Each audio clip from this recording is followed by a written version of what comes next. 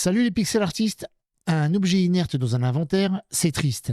Aujourd'hui, pour l'épisode 2 de notre mini-série A7, on va apprendre à donner vie à du liquide en animant une potion magique.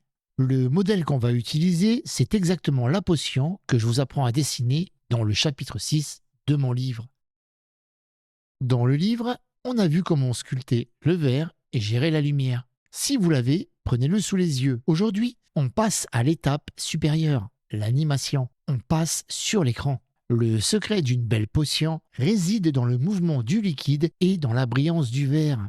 Pour y arriver, la règle d'or, c'est les calques. On ne touche pas au flacon, tout se passe à l'intérieur. J'ai 3 calques séparés. Le verre, qui contiendra le contour, et le bouchon, qui ne bougeront jamais. Le liquide, la couleur rouge. Les reflets, les éclats blancs sur le verre.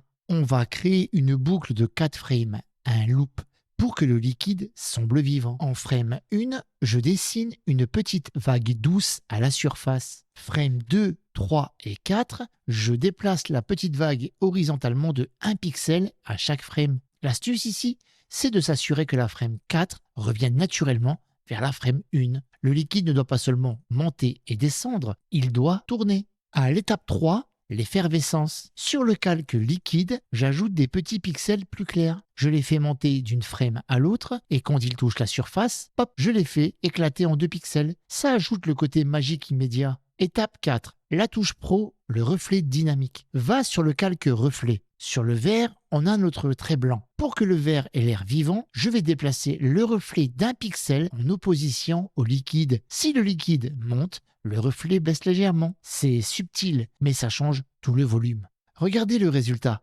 C'est simple, mais ça change tout l'aspect de votre jeu. D'ailleurs, petite astuce, vous n'avez qu'à changer la couleur du calque liquide pour faire une potion de mana bleue ou de poison verte en un clic. Si ce tuto vous a plu et que vous voulez vous arrêter de bidouiller pour enfin maîtriser le pixel art, je vous rappelle que mon livre vient de passer à 90 pages en version intégrale. Dedans, on voit comment dessiner cette potion, mais aussi comment créer des personnages, faire des décors isométriques et des interfaces de jeu HUI. Le lien est dans la description et en commentaire épinglé. Merci à tous ceux qui le commandent et n'oubliez pas de lâcher un petit avis 5 étoiles sur Amazon si le contenu vous aide. On se retrouve au prochain épisode pour apprendre à animer une flamme stylisée. Ciao!